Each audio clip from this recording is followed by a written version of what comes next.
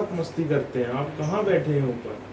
बोलता है ना, वो मुंह हाथ धो लीजिए, खाना परोस रहे हैं, खाना खा लीजिए। बोले ठीक है। वो नीचे उतरता है, हाथ मुंह धोता है और खाने के लिए बैठ जाता है।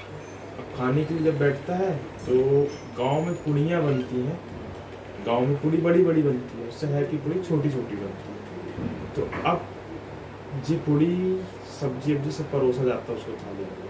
अब वो पूड़ी जो रहती है, पूड़ी को ऐसे उठाता है, एक पूड़ी उठाता है और ऐसा गप से खा जाता है। ठीक, एक पूड़ी खा लेता है।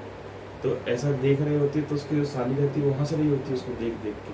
ससुर उसको बड़ा गौर से देख रहा होता है कि कैसा भूखमरी जैसे खा रहा है एक पूड़ी डाल के। तो पत्नी क्या दरवाजे के पास खड़ी होके इशारे करती है, इशारे सारे हम्म हम्म, मतलब एक पूड़ी को तोड़ के खाओ, दो भाग में करके खाओ। तो वो सोचता है कि इनके यहाँ रिवाज है, दो पूड़ी एक साथ खाओ। पत्नी ऐसा सोचती है, पत्नी ने बोला दो पूड़ी एक साथ खाओ। फिर वो साग लगाता है, दो पूड़ी इकट्ठा खाता है। ठीक है, तो फिर वो पत्नी बोलती है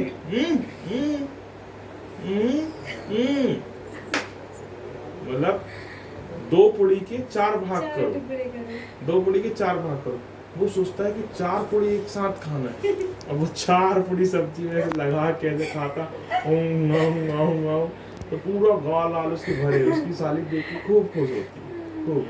ठीक है, अब उसकी पत्नी बोलती है रे भगवान, ऐसे हाथ सिर में पटकती है। तो जैसे वो हाथ पटकती है सिर में, ऐसे पूड़ी को लगता है, ये बोली पूड़ी को माथे में लगाओ और फिर खाओ। तो पूड़ी को ऐसे उठाता है, अपने माथे में लगाता है, फिर वो पूड़ी खाता है। अब पत्नी जाती जो दिखाई कर सीधे अंदर। ठीक है, तो इस कहानी से सीखने लायक जो बात थी, वो केवल एक ही चीज सीखने लायक, क्या कि चीजों को समझा जाए, बोला जाए। कोई बोलता है ना काम के लिए कि ऐसे काम करना है, किसी ने एक डायरेक्शन होता है कि ऐसे काम करना है, तो उसी हिसाब से काम नहीं करना, उस काम को कैसे किया जा सकता है इसमें अपन को सोचना, अपने तरीके से, अपने तरीके से, कुछ कुछ अपने फॉर्मूलों से, उस तरीके से काम होता है। अब वही वाली कहानी है कि बोला फॉर्मूला बता रहे हैं कि मैं ऐसे करना है। माँ ने बोला कि हाँ और ना, माँ की क्या गलती थी, हाँ और ना में जवाब देना, जितना कहे उतनी बात करना। तो अब ये कोई बात करे तो हाँ हाँ ना ना, ठीक है। अब सारी बातों का उल्टा मतलब निकाले, हाँ हाँ ना ना। अब उसने बोले ऊंचे पद में बैठना, मतलब जमीन में नहीं बैठना। उसकी माँ का कहने का सोफे ऊपर में बैठना, पलंग वलंग में बैठना। लेकिन उसको सबसे ऊंचा स्थान क्या दिखा? अलमारी, अलमारी के ऊपर बैठ गया। ठीक है, अब खाने के लिए जब वो इशारे कर रही कि दो का इशारा की, तो वो क्या सोचा कि दो पूड़ी एक साथ। डायरेक्शन सारी सही मिली, डायरेक्शन में कोई कमी नहीं, लेकिन समझने में कमी। ऐसे ही एक कहावत और है, एक चेला और रहता है,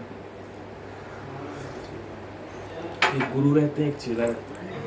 गुरु क्या है कि सफरिंग ज़्यादा करते हैं, ट्रेवल्स जो रहता है बहुत ज़्यादा उनका रहता है। तो घोड़े में सफ़र करते हैं, आरती की थाली, घंटी, बैग, बस्ता सब लेके, पुजारी तो पुजारी उनका सब सामान लेके वो चलते हैं। अब एक बार उनकी घंटी गिर जाती है, चेला देख लेता लेकिन बताता नहीं है। जब वो पूजा करने बैठते हैं वो घंटी मिलती नहीं है, तो देखते हैं थैले वैले में कहाँ गई।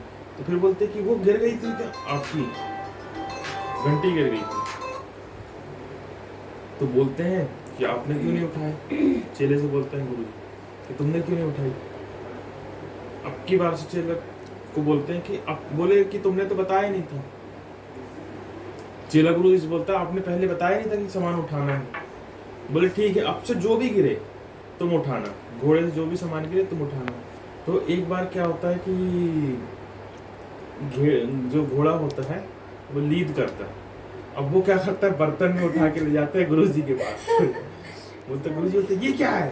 बोले आप ही ने तो कहा था कि जो घोड़े से गिरे उठाना। तो वो बोलता है कि अच्छा सुनो, अब जो मैं लिख के दे रहा हूँ सामान, वो चीज अगर कभी गिरे तो उठाना। बोले ठीक है। उनने पूरी लिस्ट बनाई कि उनके पास जो जो सामान था, कंघी, तेल, साबुन, जो भी चीजें थी, सारा लिख के उसको दे दी लिस्ट। ठीक है, कि अब अगर इनमें से कोई सामान गिरे तो इसे उठाना। अब ये लिस्ट ले लिया। अब क्या होता है कि ये एक दिन जा रहे होते हैं राजस्थान पर, अब ये जा रहे होते हैं, बीच में गड्ढा होता है, घोड़े समेत गुरु चेला सब गिर जाते हैं उस गड्ढे में। ठीक है, गुरु जी बेहोश हो जाते हैं। ठीक, अब चेला क्या करता है, घोड़े को निकाल लेता है, उसका सामान पूरा निकाल लेता है, लेकिन गुरु जी को गड्ढे में डाल देता है। और 2-3 घंटे बाद गुरु जी को होश आता है। चेले से पूछते हैं कि तुमने मुझे क्यों नहीं उठाया, तुमने मुझे क्यों नहीं उठाया? बोला आपने लिखा ही नहीं था, इस लिस्टे में नहीं लिखा। तो कई बार ये होता है, कई बार बहुत सारी चीजें समझाते समझाते उसने डायरेक्शन सही दे दी, सब चीज बता दी कि ऐसे ऐसे होना है, ये काम होना है। अब लेकिन फिर बाद में क्वेश्चन क्या करते हैं कई मूर्ख, आपने तो बताया नहीं कि ऐसे भी हो सकता है। अरे अपना भी तो साइंस लगाओ पहले।